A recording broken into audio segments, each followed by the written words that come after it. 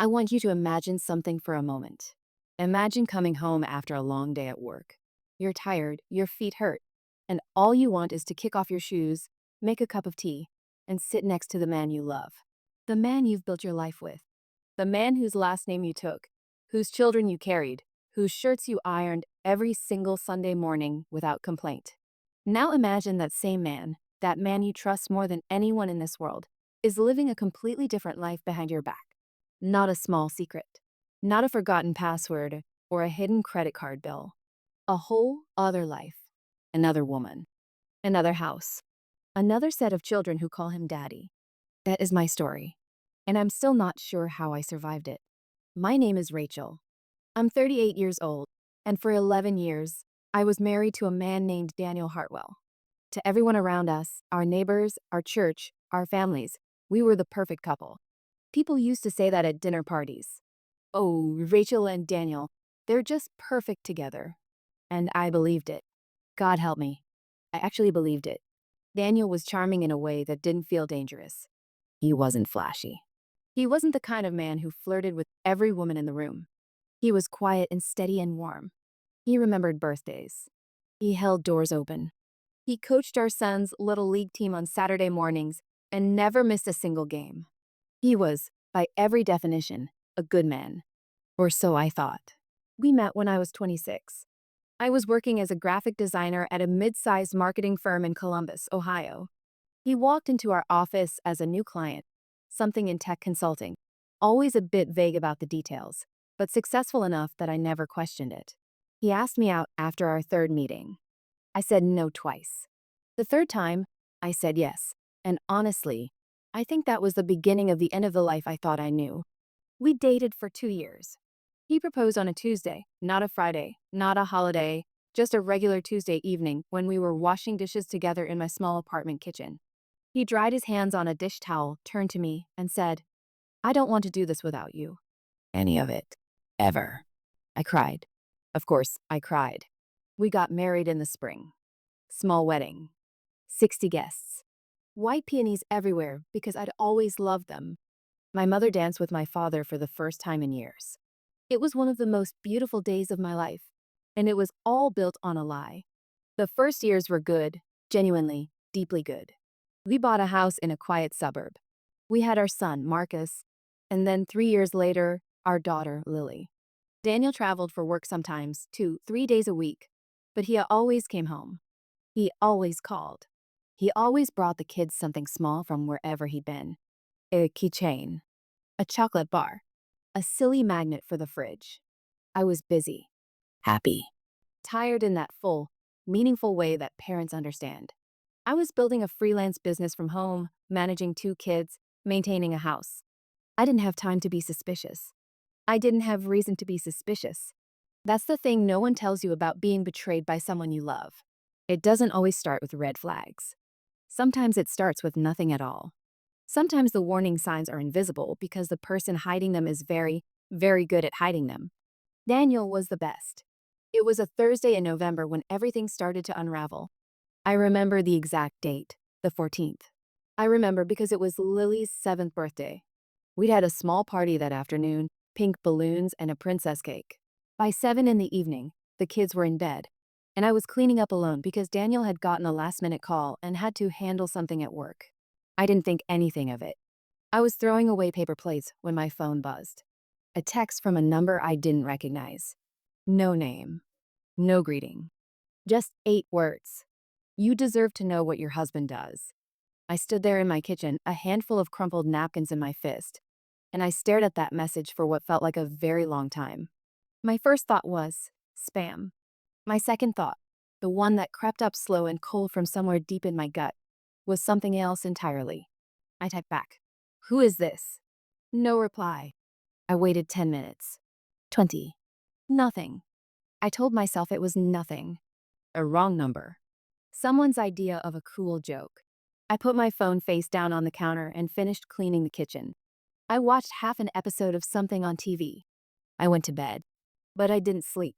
Because something about those 8 words had wrapped themselves around my chest and wouldn't let go. You deserve to know what your husband does. Not your husband is cheating. Not call me. Just that. Cold, deliberate, and somehow more terrifying for what it didn't say. I lay in the dark next to Daniel, who had come home around 10, kissed my forehead, and fallen asleep in minutes, and I listened to him breathe. Slow, peaceful, completely unbothered. And for the very first time in 11 years of marriage, I looked at my husband's face in the dark and thought, "Who are you?" I told myself I would forget about the text. I told myself that 100 times over the next 3 days, while I made school lunches, while I sat on video calls with clients, while I folded laundry and helped Marcus with his homework and laughed at something Daniel said over dinner. I kept telling myself, "Let it go, Rachel. It was nothing. It was a wrong number. It was someone playing games." But I couldn't delete it. Every time I picked up my phone, there it was, sitting in my messages like a splinter under my skin. Small, invisible to everyone else, but I could feel it every single moment. You deserve to know what your husband does. On the fourth day, I did something I'm not proud of. I went through Daniel's phone. He was in the shower. I could hear the water running. I had maybe 6, 7 minutes at most. My hands were shaking so badly I almost dropped the phone twice. I knew his passcode, his mother's birthday, something he'd never changed in all the years we'd been together. That small, ordinary detail felt like a knife in my chest as I typed it in. I didn't even know what I was looking for. I told myself I'd find nothing. I told myself this was paranoia. I told myself I was about to feel very stupid and very guilty for invading his privacy, and that I would spend the next week being extra kind to him to make up for it. His texts looked normal. His emails looked normal. His call log looked. I stopped. There was a number. No name saved. Just a number with a different area code. Not Columbus. Not anywhere near us. And it appeared over and over and over again. Sometimes 3 times in a single day. Sometimes late at night, after I'd gone to bed. The most recent call was last Tuesday. 47 minutes long. At 11 p.m. I had been asleep by 10 that night. I remembered because I kissed Daniel goodnight, told him I was exhausted, and he'd said he'd be up soon. He was just going to watch a little TV. A 47-minute phone call is not watching TV. I heard the shower turn off.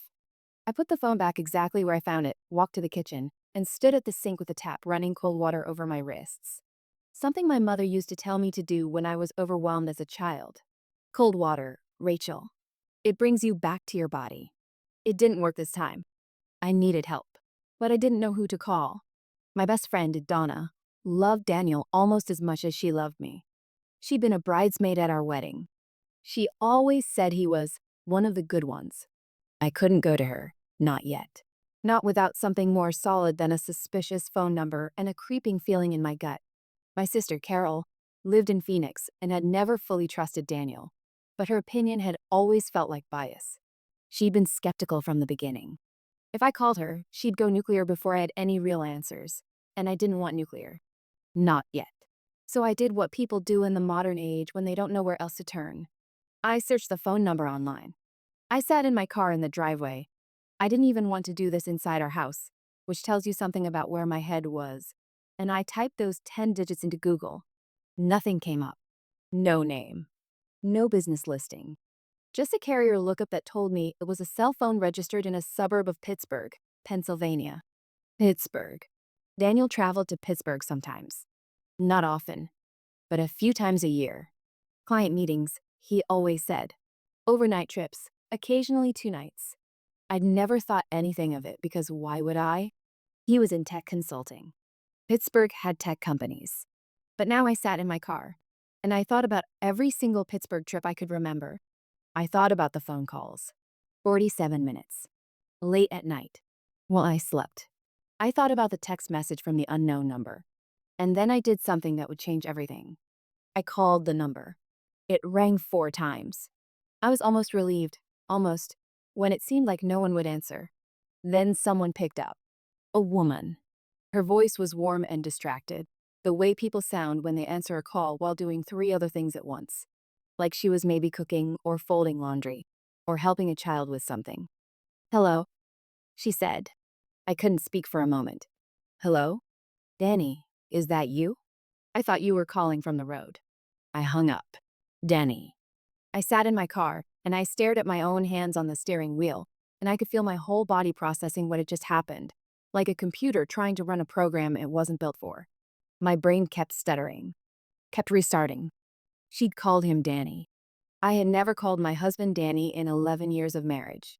He'd always been Daniel. Even his mother called him Daniel. He'd introduced himself to me as Daniel. He corrected people who called him Dan. But this woman, this warm, distracted, utterly comfortable woman, had called him Danny like it was the most natural thing in the world.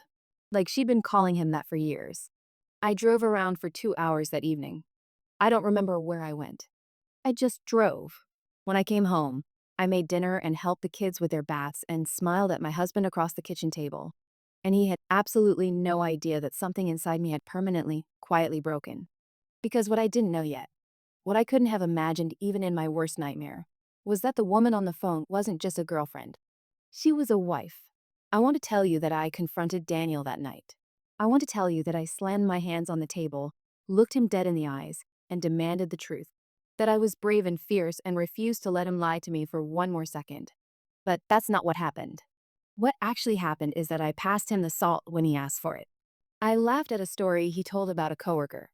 I tucked my children into bed, read Lily her favorite story about a little fox who finds her way home, and then I lay next to my husband in the dark and stared at the ceiling and said absolutely nothing, because I wasn't ready for the truth yet. I think that's something people don't understand unless they've been there. When you're standing at the edge of a revelation that could destroy your entire life, some part of you will do anything to stay on the safe side of it for just a little longer. Because the moment you know, you can't unknow. The moment you pull that thread, the whole thing unravels, and you're left standing in the rubble of everything you built. I needed more time. I needed more proof. So instead of falling apart, I made a plan. I started paying attention in a way I never had before. Not in an obvious way. I was careful. I was calm. I smiled and cooked and kissed him goodbye every morning like nothing had changed, while inside I was cataloging everything. Every trip. Every phone call taken in another room. Every time he said he'd be late, or needed to handle something, or came home looking slightly too relaxed for a man who'd supposedly been in back-to-back client meetings all day. I started writing things down in a notebook I kept hidden inside a shoebox at the back of my closet. Dates, times, how long he was gone, what excuse he gave. Little things that individually meant nothing, but together were beginning to form a shape I didn't want to see. He went to Pittsburgh twice in 6 weeks. Both times, 2 nights. Both times, he called me each evening. Always around 7. Always while I was putting the kids to bed.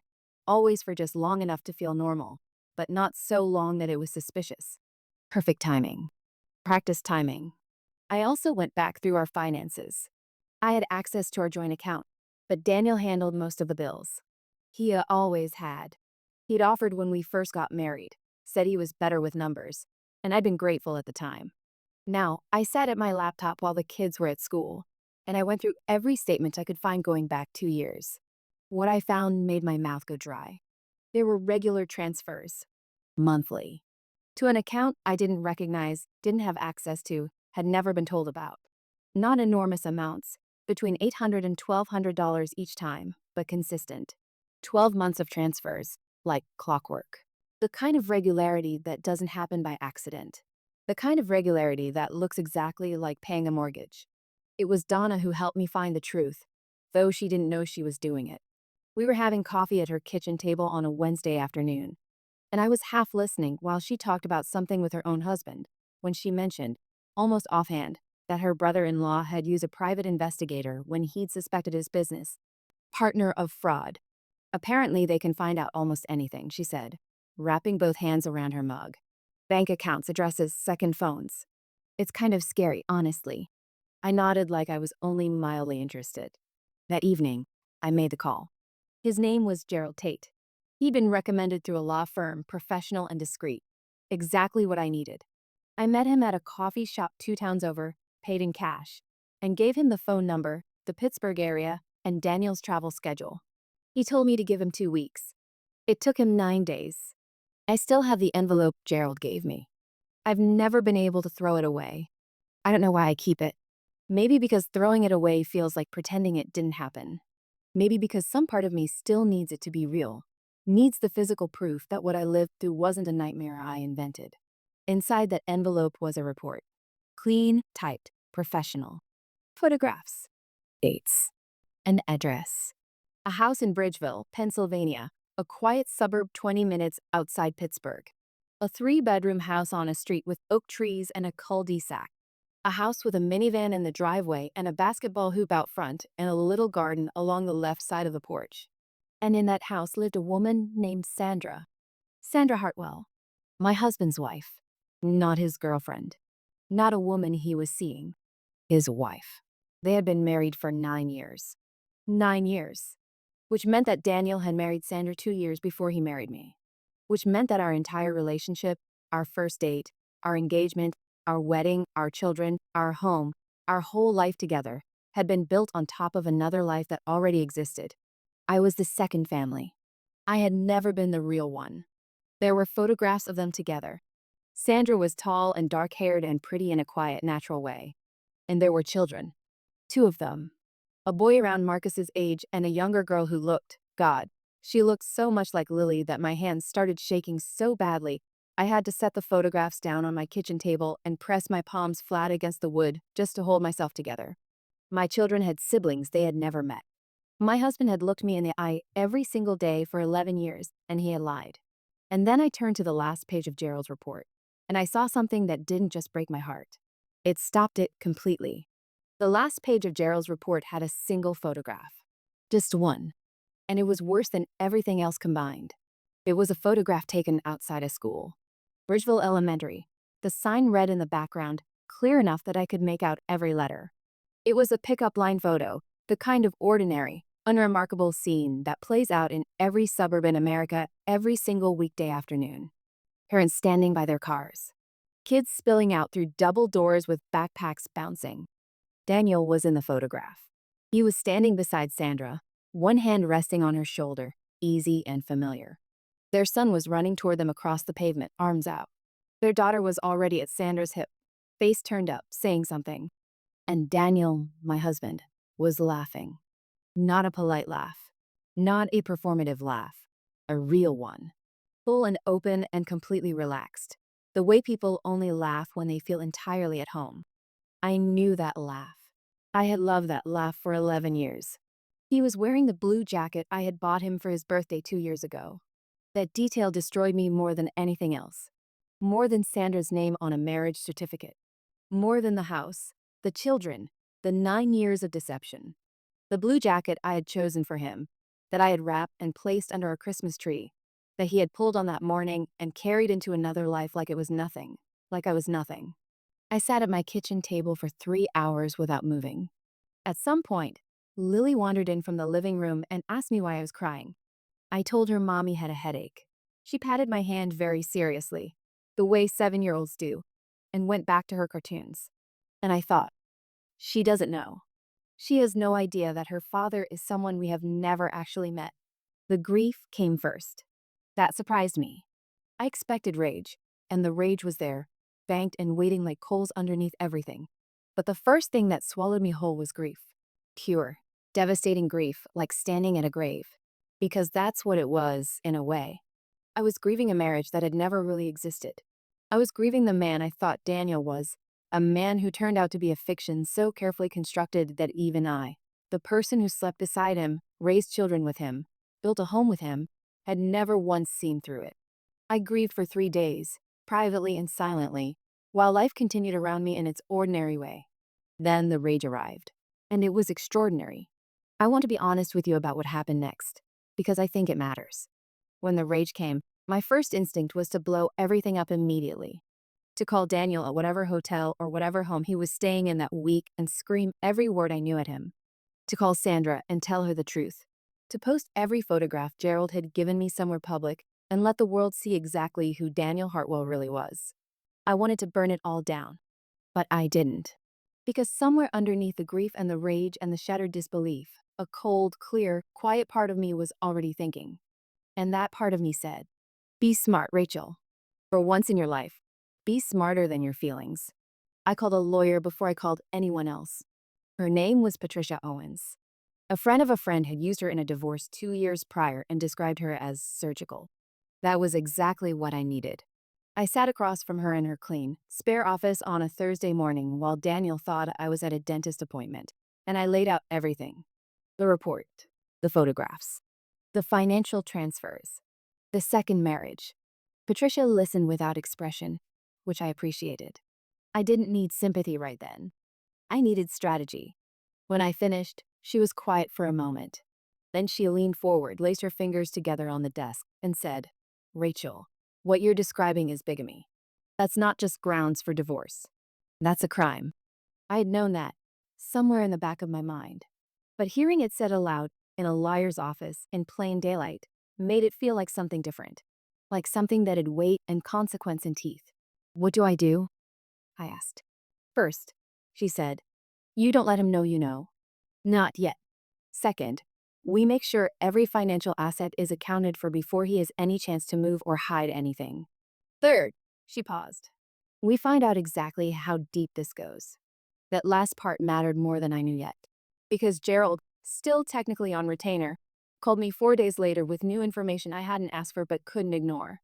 The transfers from our joint account, the ones I'd found going back 2 years, weren't just paying a mortgage. They went back further than I'd had access to see. Gerald had found records, through channels I didn't ask him to explain, going back 7 years. Daniel had been quietly draining money from accounts connected to our household for the better part of a decade, filtering it through a separate account in a name I didn't recognize, and feeding it steadily into his life in Pittsburgh. 7 years. Marcus was 8, which meant that Daniel had started siphoning money from our family before our son could walk properly. Before Lily was even born. While I was pregnant, exhausted, trusting, completely blind, he had been sitting across from me at dinner and quietly stealing the foundation out from under our children's future. Patricia said the total estimated figure was somewhere in the region of $90,000. I stopped feeling like a betrayed wife.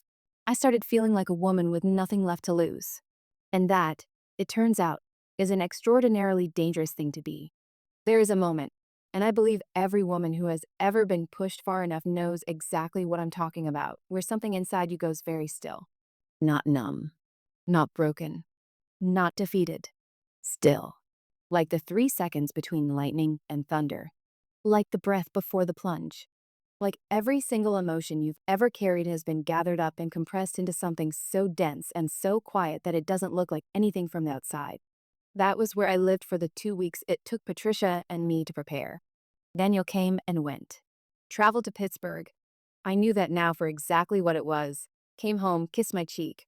Roughhoused with the kids. Sat across from me at dinner and talked about ordinary things. A problem with a client. A funny thing he'd heard on the radio. Whether we should repaint the back porch in the spring. I answered him. I smiled at the right moments. I passed him the salt. I had become, without even trying, exactly as good a liar as he was. Patricia moved quickly and quietly, the way she had promised. She froze what she could. She documented what she couldn't.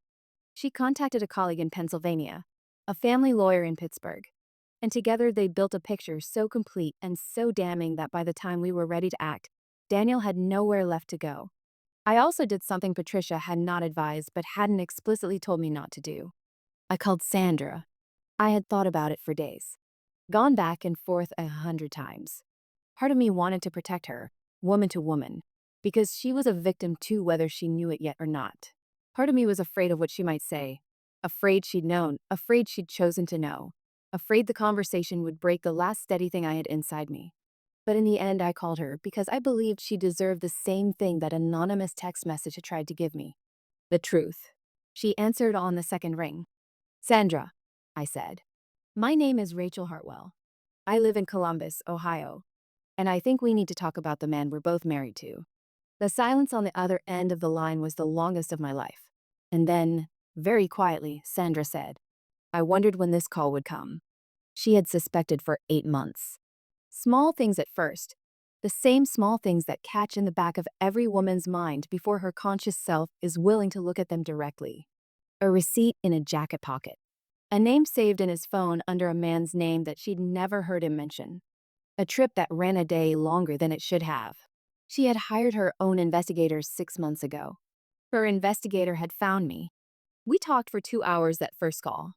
I don't have the words to fully describe what it is to speak with the woman who is, in the eyes of the law, your husband's real wife. the first wife, the legal wife, and to discover that she is not your enemy. That she is simply another woman sitting in her kitchen, holding her phone, trying to make sense of an impossible thing. We cried together at certain points. We laughed, a short, disbelieving, what else can you do kind of laugh at others. By the end of the call, we had agreed on something. We would not let Daniel manage this. He had managed everything for long enough. This time, we would. We chose a Tuesday. Daniel was due home from Pittsburgh that afternoon, expected back by 5. I had arranged for my mother to take Marcus and Lily for the night. I told her I wasn't feeling well and needed rest, and bless her, she hadn't asked questions. Patricia was parked 2 streets away. Sandra had driven down from Pittsburgh the night before and was staying at a hotel 10 minutes from our house. She had her own lawyer on the phone, ready. When Daniel walked through the front door at 10 past 5, rolling his suitcase behind him, already loosening his tie, he called out my name in that easy, comfortable way he always did. Rachel? Hey, whose car is that out front? I was sitting at the kitchen table. Across from me sat Sandra. I will never forget the color that left his face. It didn't happen all at once. It drained slowly, like water out of a bathtub, as his brain tried to process what his eyes were telling him. His hand was still on his suitcase handle. His tie was half loosened. He looked, in that moment, so ordinary. So impossibly, infuriatingly ordinary. Sit down, Daniel, I said. He didn't move. Denny, Sandra said, and her voice was steady as stone. Sit down. Something about hearing both of us, both of his wives, in the same room, at the same table, seemed to collapse whatever was holding him upright. He sat. He set his keys on the counter with a small, careful click, like he was trying to hold onto the last normal gesture available to him. And then he looked between us, and he said the most predictable, most devastatingly inadequate thing a man in his position could possibly say. I can explain. Sandra and I looked at each other. And despite everything, despite the grief and the rage and the $90,000 and the years and the children and the blue jacket and all of it, we both, in the same moment, let out a short, sharp breath that was almost a laugh. No, I said. You can't. The divorce was finalized 14 months later. Daniel was charged with bigamy. He pled down, paid fines, received probation. Patricia ensured I received the house, child support, and a significant settlement that accounted for every dollar that had been quietly stolen from our family across 7 years. Sandra's lawyer did the same in Pennsylvania. He lost everything he had built in both lives. The houses, the savings, the careful, constructed image of himself as a good man. I won't tell you the aftermath was easy. It wasn't. There were nights I couldn't get out of bed. Nights Marcus cried without fully understanding why. Nights I lay in the middle of my bed now, in my house, on my terms, and stared at the ceiling and felt the full, staggering weight of 11 years of loving someone who had never fully existed. But there were other nights too. Nights where the kids were asleep and the house was quiet and I sat on the back porch with a cup of tea, and I felt something I hadn't felt in longer than I could remember. Free. Sandra and I still talk. Not every week, but regularly. Our children know about each other now, carefully, gently, in the age-appropriate way that good therapists help you navigate. It is complicated and strange and unlike anything either of us planned for our lives. But it is real. And after 11 years of living inside a beautiful, elaborate lie, real, even when it's hard, even when it hurts, is the most precious thing in the world. I deserved it. Sandra deserved it. Our children deserved it. And if you are sitting somewhere right now, reading this or listening to this, with that small cold feeling in your chest that you keep telling yourself is nothing, listen to it. Because I didn't. Not soon enough. And the truth, no matter how devastating, will always, always set you freer than a beautiful lie ever could. This has been My Husband Had Another Family. Thank you for watching. If this story moved you, please like, share, and subscribe, and drop a comment below telling me which moment hit you the hardest. I read every single one. END.